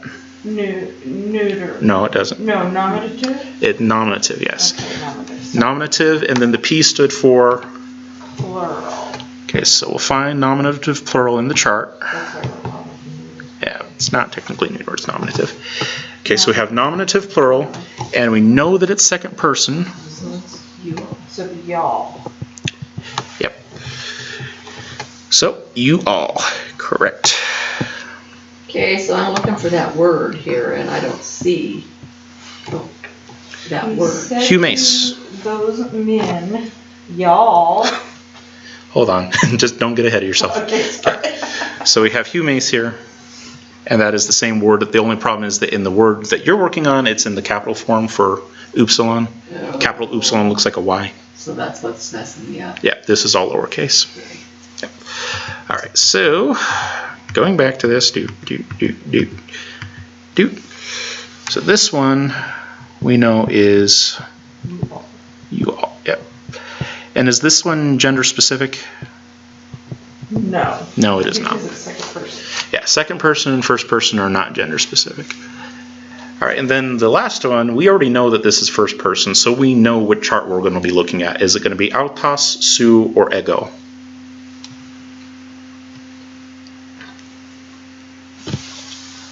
The ego. Yep, ego. Oh, for this, okay, for 1609? Yep, for 1609. Okay, gotcha. There you go. All right, and then it tells us with the R that it's a pronoun, but we already knew that. So after the R, what are the next two letters that it gives us? Accusative and singular. Accusative singular. So let's find that in the chart. Accusative singular. Accusative singular is the bottom. So bottom in the first category, though. Yeah, yes, bottom in the first category. Okay, yes. and it's ego, so we figure out where those two match up in translating into English. It'd be me. It'd be me. Me, me, me, me. And then we go back through and find it again. And so that one is going to be me. Alright, so now we know what all of them are going to be. So he said to them being males, you all, but who me declare to be. Yeah, huh? Yeah. Alright, first thing is very common with Greek. A lot of their conjunctions, not actually all of them, but especially the particle conjunctions, you have to forward, so the but actually comes in front. And then the interrogative pronoun will also come with it, so the tina, the who, will also come to the front. So, but who, and then you all declare, and then there's the me to be. Okay, so it'd be he said to them, but you all. But no. I told you guys front both of those. Huh? Both the. Oh, but who goes? Yeah. Okay. But who you all declare to be. Okay. So the first part we already got. He said to them, and them being males. He said to them. Okay, so we got that part.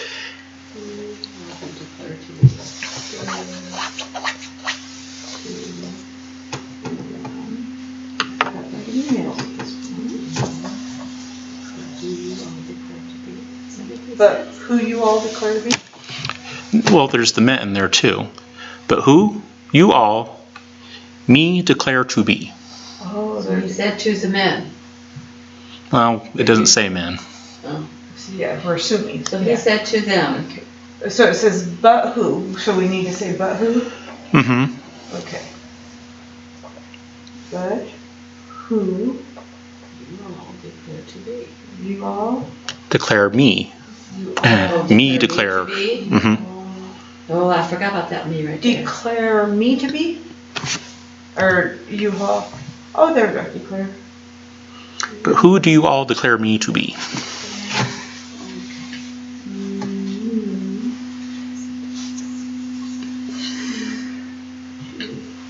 And this is a question mark apparently. Yes. Remember in Greek, the semicolon, what we would normally call a semicolon, is a question mark in There we Greek. go. Yeah, I need to go back and do some review. Okay, okay, he said to them. Who do you all declare me to be? But who do you all declare me to be? So we have to kind of switch things around a little bit to make it. Yeah, Greek is definitely not the same order as in English. Yeah, so we have to kind of tweak it up a little bit. Okay. Yeah. However, this is not how this is normally translated. And there's no do in the original. No, that's why I had to put it in the italics. Yes. Where's the italics? It's slanted. Oh, I Italics, see that kind of italics. I thought you meant up in the original. I was like, Yeah, and the same thing with the two. It's not technically there, but it's dative, so you put in a two. Okay. He said to them being males, but who do you all declare me to be? How do you think that this is normally translated into English? Who do you say that I am? Exactly. However, that actually isn't what the text says. I is nominative. The text doesn't have a nominative there. It has an accusative. for the me. Yeah, but who do you all declare me to be? We don't say that in English. We say it as normally we say, who do you say that I am? But that's not actually what the text says. That's the case where the translators have smoothed out the translation to make it easier to understand in English. Because in English, it'd be more natural to use a nominative instead of an accusative. Basically, at this point, wherever this text comes from, he was talking to a group of men, basically. Right? He was talking to his disciples. His disciples. Yep. Okay. And his disciples specifically were men. Yes. Okay. Of course, even that is somewhat controversial these days. People say, no, Jesus had key women followers, which is true to a certain extent, but Part of the disciple. in the position of the leaders, no. Yeah. The key leaders were men. Yes. There were some women around it, but they were Yeah, not. there were certainly influential women and very important women, but they were not the key leaders. Actual, yeah. Yeah. Okay. All right, so questions about that one? It's all Greek to me.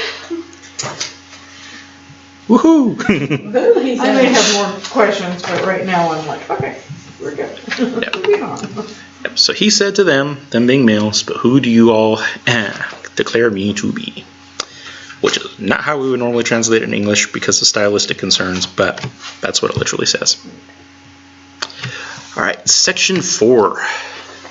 Demonstrative and relative pronouns. Demonstrative and relative pronouns. I'm going to demonstrate one of these days. All right, just as in English, Koine has 2 primary demonstrative pronouns. Hutas, it has a forward apostrophe above the upsilon there, so it has the rough breathing sound there. Ha.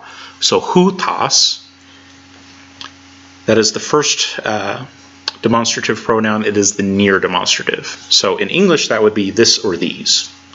Hutas, this or these. If it's singular, it's this. If it's plural, it's these. And then the second one is ekenas. That one does not have the rough breathing mark. The apostrophe is the wrong way. So ekenas, and that is the far demonstrative. So that or those. So hutas, this, these. Ekenas, that, those. Okay, so the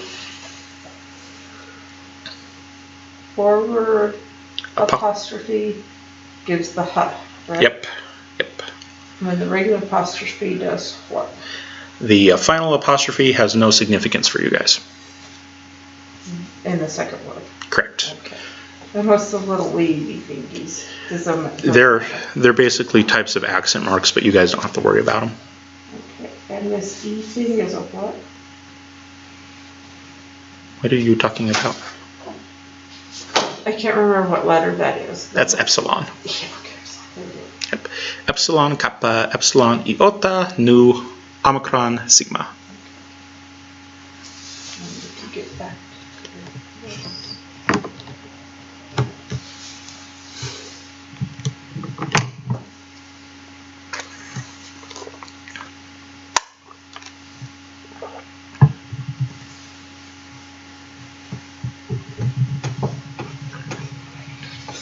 Pronounce that word for me again. Which one? First one or second one? Echolos. Ekenas. Echolos. Yep. Yeah, the epsilon and the iota are a diphthong, and they make the long A sound together. So ekenas. And hutas. Yep, and hutas. So is that what that little thing is? That little archy thing is saying that those are diphthong? Nope. Oh, it's not? Okay. Nope. Well, it helped me. He said, don't worry about it. I know. Get it out of your mind. I know, totally. One Yeah. more thing. Yeah, there's only one breathing mark you need to worry about, and that is the forward apostrophe. The others you could flat out ignore, at least at this stage. If you go further, you'll discover other things about them, but let's not worry about that right now. Thank you.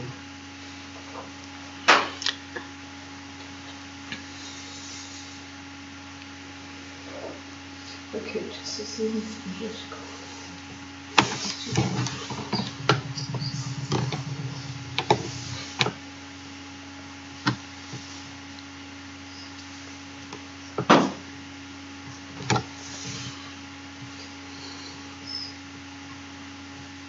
Okay.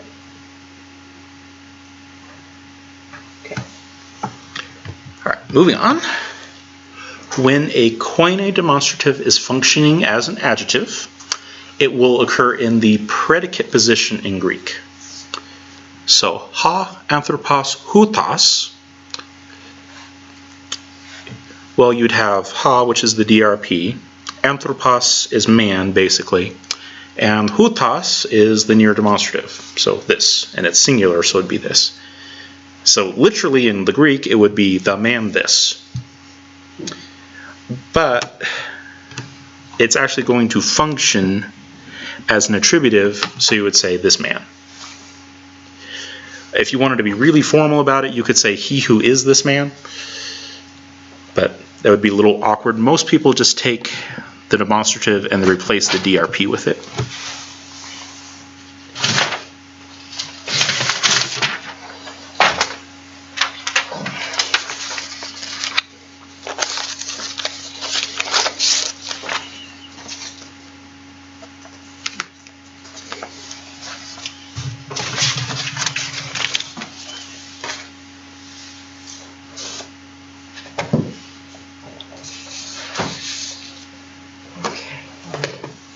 Okay.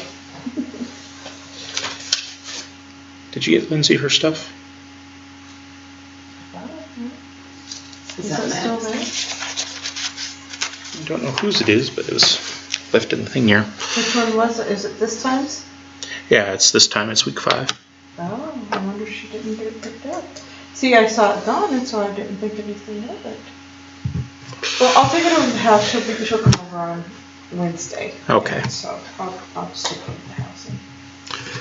All right, so basically you guys can usually just replace the DRP with the demonstrative pronoun that follows afterwards.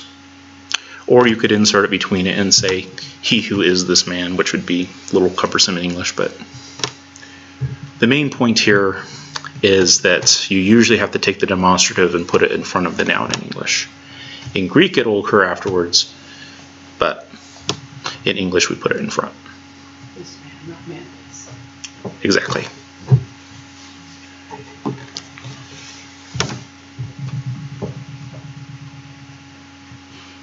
Basically just a change of order.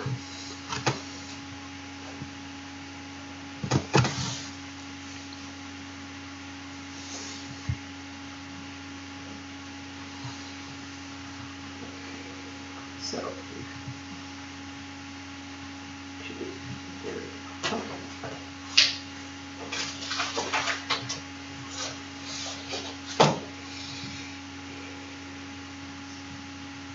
Okay.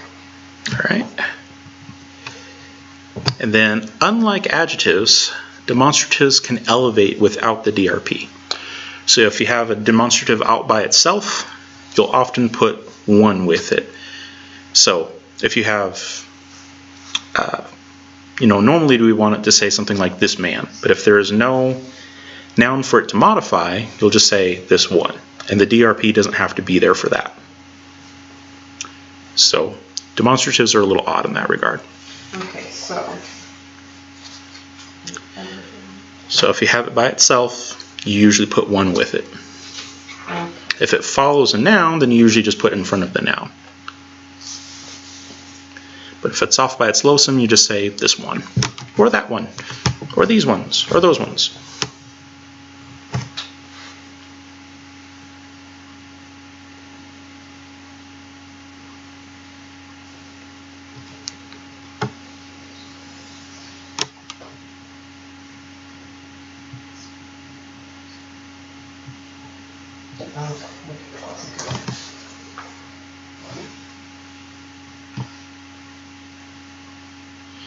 All right, so any questions about A, B, or C there? I think I kind of sort of somewhat got it.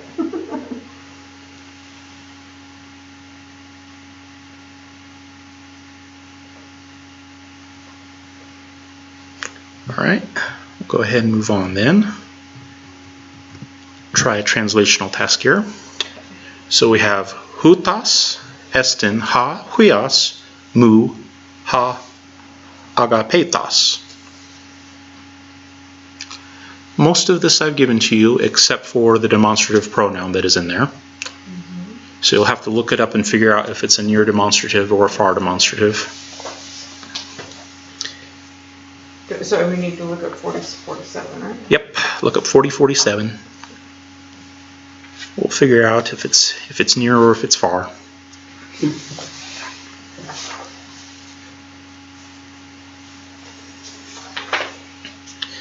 Is it going to be a this or is it going to be a that?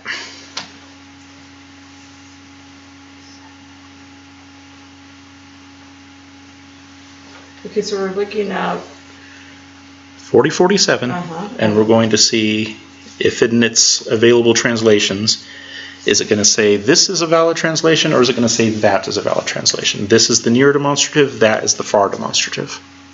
this, it looks like this. Correct. So this. So some form of this, if it's plural, it would be what? These, yeah. So it's either going to be this or these, depending on if it's singular or plural.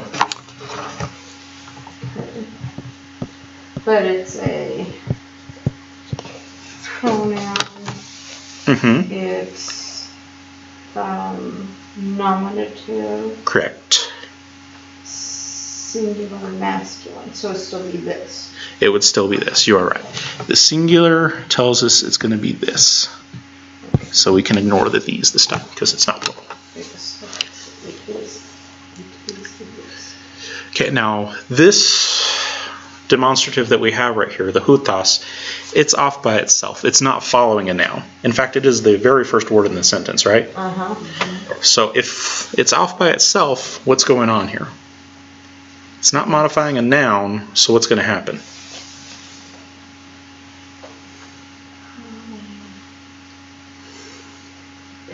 Something without the DRP. Yeah, without the DRP, it can elevate. So instead of just saying this, we're going to say this. This man. This No. one. This one. This one. It doesn't actually say man. No, but we know it's male, masculine. We do know it's masculine, but we don't actually have, there is actually a Greek word for man, and it's not there. So we're going to use something that's generic. Okay. All right, so this one. So this one. Okay, so we have this one, and then S10 is, and then we have DRP, comer down. So, Comer down? huh? Comer down? This is one that's one of those ones that's really hard to translate into English. That's about the closest I could do one without getting it into really long. This man is come down. No.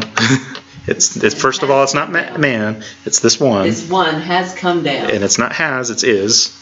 This one is come down. No. Yes is a noun itself. It's not a verb. Oh. Yeah. But this DRP here has a parsing code, right? Well, all of them have parsing codes on them. It's determinate. It's nominative. It's singular. It's masculine. And the last one that we dealt with, the hutas, was nominative, singular, masculine. So we know it's referring to the same thing. Get my nominative paper out. Where did I just put it? Right here. And you'll actually notice that pretty much all of these are nominative, singular, masculine. They're all referring to the same thing. Okay, this one is one who. No. This one is He's responsible for the action. That's the nominative. This one who has come down. No, there is no action there. Comer down is not a verb. Oh, It's a noun. It's a noun. What does Yep. it mean? So far we have this one is the comer down. oh, that was okay. That DRP is the okay. This one is the comer down. Okay. And then we have a personal pronoun here. And we need to figure out how to translate that personal pronoun. Okay. The me part, right? Yeah. Because the comer down is just going to have to be what it is. Okay, so Yep. so it is a That's a pronoun. genitive, Mhm. singular, first person. And it's first person, which is why it's translated as me. So when it's genitive, what do we usually put with it to help it? Of or from. Of or from. So, This one is the come or down from me. Or is it of me? or of me, either one works. Okay. So put of there just to kind of help ourselves out. So this one is the come or down of me, and then agapetos. Okay, this one is the come or down of me. The beloved. Really close, except we have that agapetos, the beloved there, is an adjective, right? But that adjective, Oh, the the A in front of the NSM tells us that it's an adjective. But after that adjective, there isn't anything else, right? No. So what happens when you have the DRP and an adjective by They themselves? switch. Not they switch. Is my beloved. No. The my always goes with the noun that's in front of it. So it's the come or down of me. That's just fine. This one is the come or down of me. And then agapetos, it's an adjective. It's describing this one who's coming down. But when you have the DRP and the adjective and there's no noun that follows, what happens there? I don't remember. Yeah. You guys have it in the little chart. You'll have DRP, adjective, and then a blank spot. Oh, that chart. Yep. DRP adjective blank spot. Ah, there it is. Substantival. Yep. What does that mean? They call it one. Yeah. Substantival means you have to put in some kind of a generic pronoun. The beloved one. Yep. So here's the Would translation. be the beloved one. Yep. The beloved one. Okay. This one is the come or down of The beloved the one. beloved one. No, this one is the come or down of me, the beloved one. Of me, the beloved one. No. No. This one is, I have it up there. Okay. This one is the come or down of me, The hyphen. the beloved one. Gotcha. Yes. Okay. There we go. That's fine. Yeah, agapetos is describing everything that we just had come before that. One. Which. Yeah.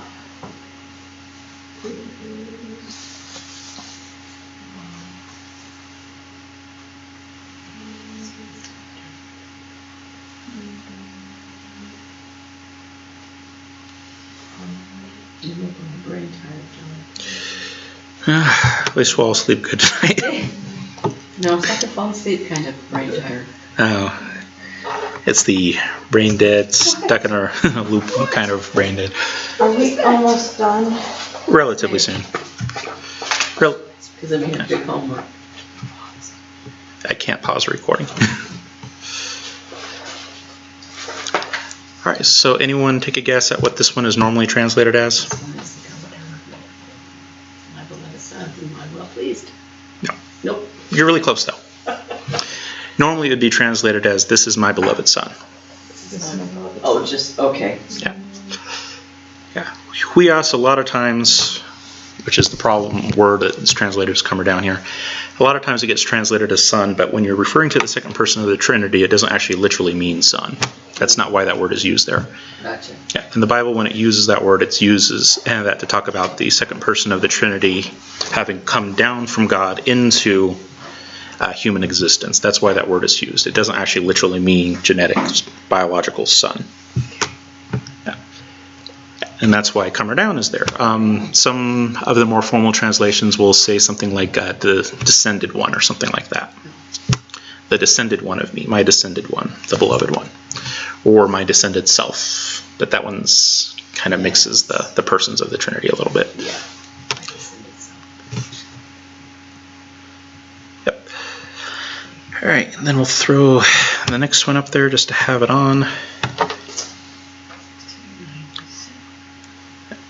And of course, we already did the near demonstrative, so it's a pretty safe bet that this one's going to be the other one, but we'll go ahead and look it up just to be familiar with what the entry says. Yes, this is that, this. Correct. Yeah, so it's going to be that, or what would be the plural form of that? they, that. Oh. That's. Plural of that. Yeah, the plural of that is, instead of that one, I've never pluralized that before. those. These and those. Yep. I'm looking in the wrong spot. Yep. So it'll either be that or those. And looking at the parsing code, we'll be able to tell if it's going to be that or those.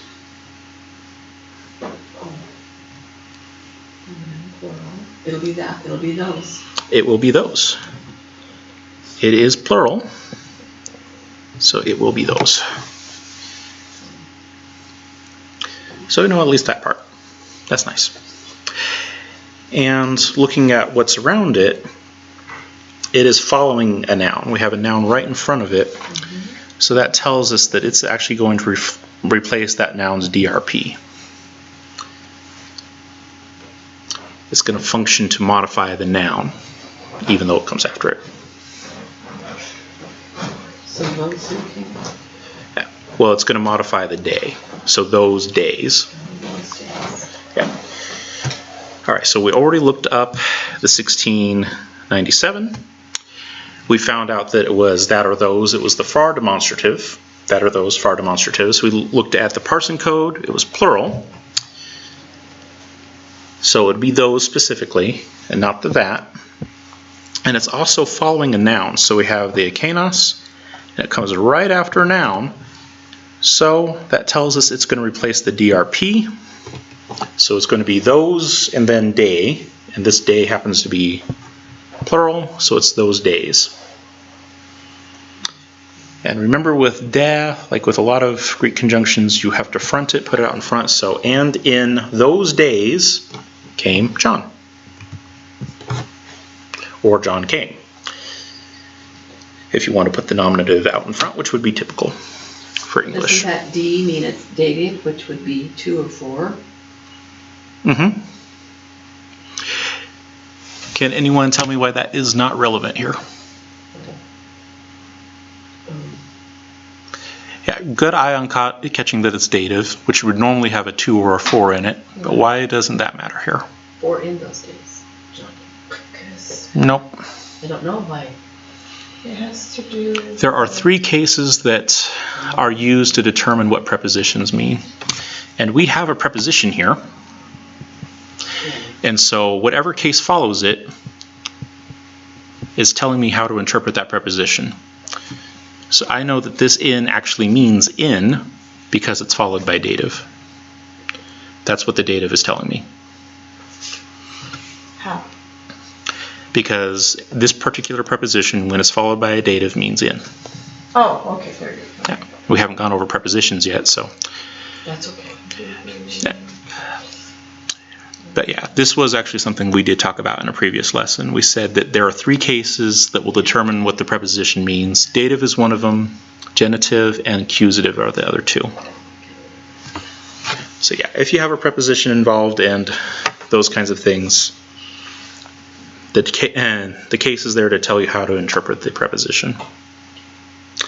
So, and in those days, John came.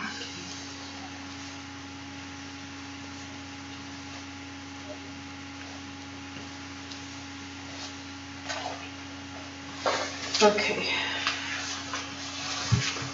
So what rule did you use to bring it over to the DRP? Okay, this, let me see if I can go back there. All right, so that is this right here. D. Yeah, when it is functioning as an adjective, it occurs in the predicate position, which means it'll come after the noun, but it's modifying the noun, so in English we have to put it in front. So it comes after the noun, here's the noun, it comes after it, but in English we can't have it afterwards because that's just weird. The man this, so we just take the demonstrative and we replace the DRP with that. So this man. Okay, so you take out the DRP. And you replace it with the demonstrative. Okay. Yeah, that is what was being used there.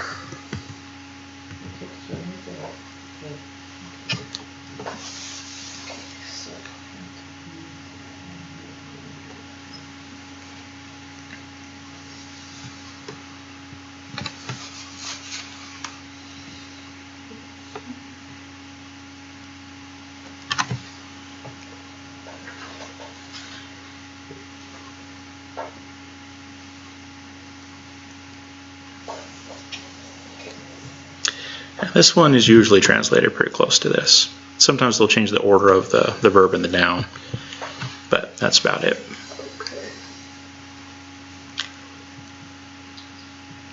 All right, F. Like other pronouns, the case of the relative pronoun, which is has, meaning who or which, is generally determined by its function, but it will match its antecedent, that thing that it's referring to, in number and gender. So the main point here is that the case won't always match what it's referring to, but the number and gender will. That's the main point. Relative pronouns, who or which. Case is its own thing. Number and gender is going to follow what it's describing, though.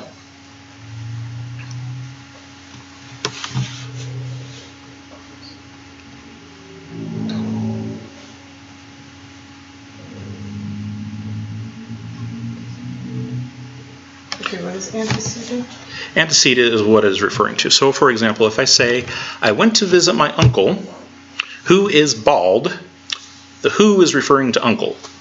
Now, the uncle and who might be different cases, but they will have the same number and gender. Yeah, same number, so one uncle, and they'll have the same gender, they'll both be masculine. So I went to visit my uncle, who is bald. The who is the relative pronoun. It will match what it's referring to in number and gender. It will match the uncle in number and gender. But its case will be determined by how it's being used in the sentence. Generally. We'll get to the exception here in a section. Okay. And so what did you say antecedent meant? Antecedent is what it is referring to. What is it? So in the statements, I went to visit my uncle, who is bald. Uncle is the antecedent. Who is the relative pronoun. All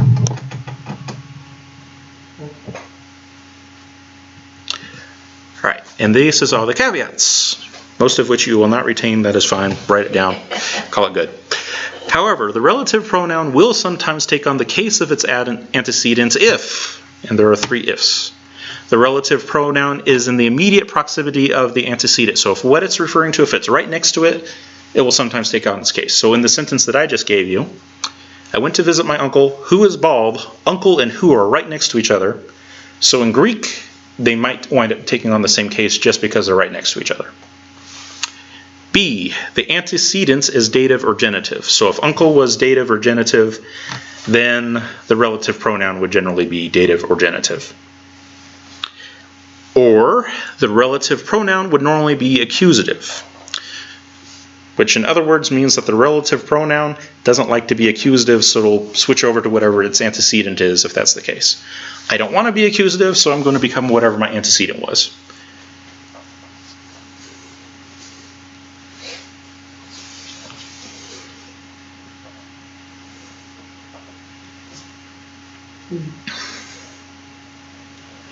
Have you learned all this on your own? Yeah. What does this mean for you guys on the practical level? What it means for you guys is that the case of the relative pronoun is not fixed. Sometimes it will tell you how it's being used in the sentence. Sometimes it will just simply reflect whatever its antecedent was. That's basically what it comes out with. Okay. So sometimes it follows function, sometimes it follows the antecedent. That's the basics of what this is telling you guys. And it will just depend on the sentence. The authors of the Greek New Testament would sometimes switch between on whether they were being formal, its case is determined by function, or they're being informal, the case basically follows whatever its antecedent is. Now, does that really affect translation all that much? Not really. Which is why I'm saying you'll probably forget this because you won't really use it that much. You'll just kind of get used to it and you'll kind of internalize it and won't worry about it that much. But if someone ever asks you what are the three exceptions as to why the relative pronoun may have a case that is the exact same as its antecedent, why would that be the case? Well, here are the three reasons. I wrote them down at one point somewhere along the way. I had to get my notebook out, so. Exactly. Can I go home and fetch something that I need? Yeah. Yeah. Okay.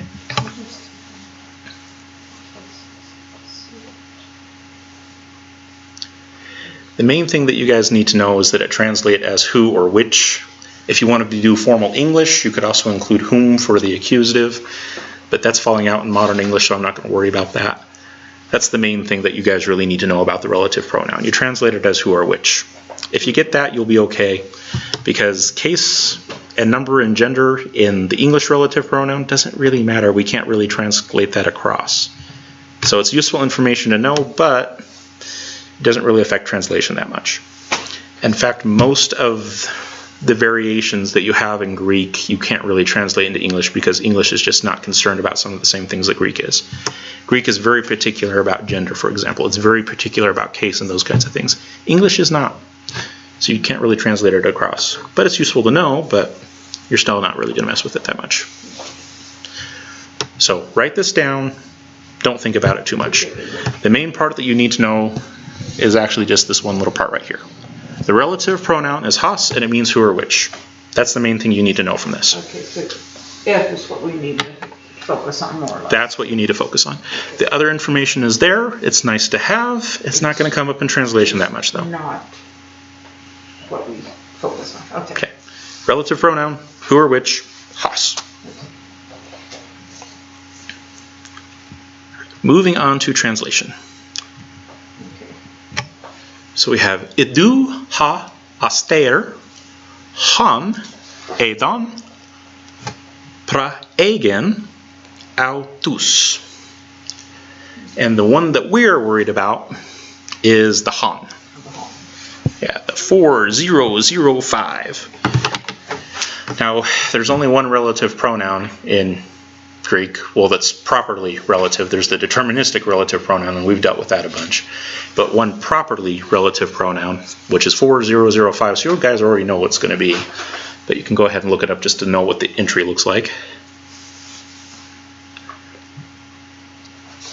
So it would be who? Would that be what? Who or which, Who or which? Okay. basically. It could also technically be whom, but like I said, whom is falling out of use in modern English, so I won't talk about that too much.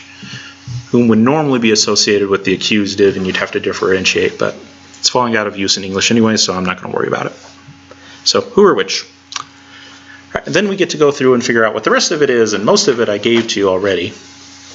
So, based on what's there, what do we have? What do we got? Behold the star, Behold the star. who they had seen, Which they had seen. which they had seen would make better sense. Yeah, okay. So, behold the star, which they had seen. Led them. Oh, he led him. Well, let's look at the parsing code on that one. Because that is Oh, plural.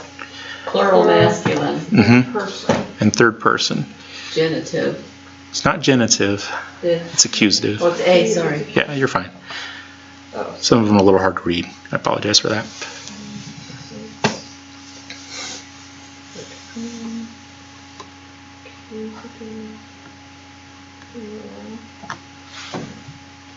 So what kind of words do we use on? Yeah, so is this going to be an ego, su, or autos one? Look it up in the chart. Plural third person, so it would be. Let me see what it is.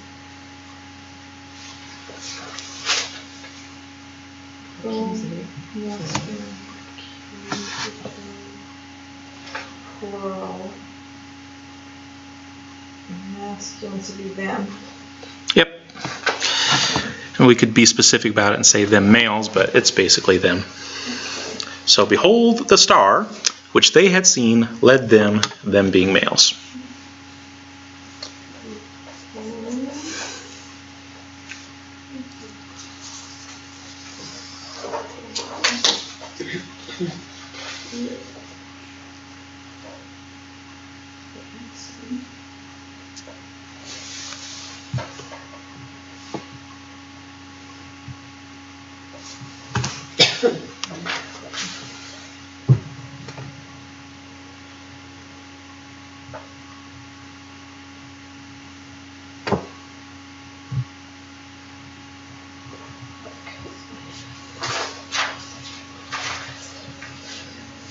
And that has to do with guiding noisement, huh? Correct.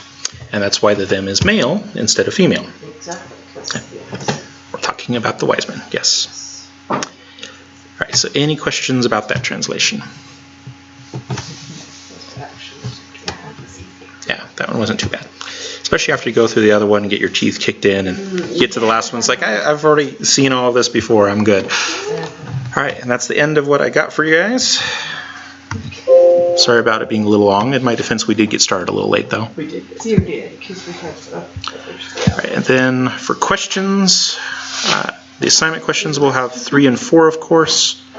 And then all the rest. And then all the rest, yeah. 5 through 14, a lot of those you can do with the charts that I gave you guys, the ego, the su, the altus. A lot of those ones you can pull from the chart. And then the relative pronoun, when it shows up, it's always going to be who or which, so it's just you pick one out of a hat and it doesn't really matter because there's no broader context. So all the relative pronouns ones, if you wanted to, you could say who. Or you could just keep saying which for all of them, it really wouldn't matter. You'll have to look it up and see if it's the relative pronoun or not. Okay. Yeah, if it is the relative pronoun, it always translates as either who or which. Pick one. I don't care.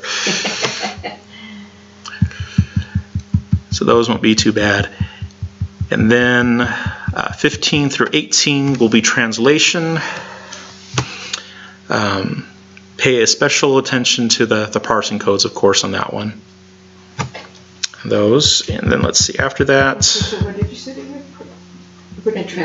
when you translate it, pay special attention to the parsing codes, because a lot of the times the parsing code will tell you, is this a second person, is this first person, things like that. Okay, on the 5 through 14. And the 15 through 18. And the 15 through 18. Yeah. Okay, I remember the parsing codes, right? Remember the parsing codes, especially. Okay.